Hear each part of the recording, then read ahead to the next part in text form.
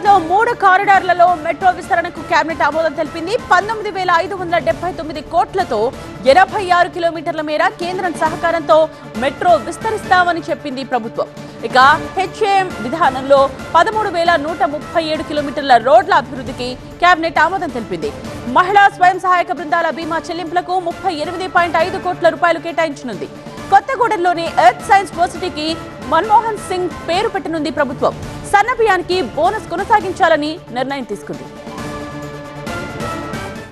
ఆర్ఎండ్బిలో 5,190 కిలోమీటర్లు, పంచాయతీరాజ్లో 7,947 కిలోమీటర్లు మొదటి విడత. వీటిని యుద్ధ ప్రాతిపదిక మీద హ్యామ్ మోడ్ లో చేపట్టాలని కూడా కేబినెట్ నిర్ణయించటం. కారిడార్ 1 శంషాబాద్ ఎయిర్పోర్ట్ నుండి ఫ్యూచర్ సిటీ వరకు 39.6 కిలోమీటర్స్.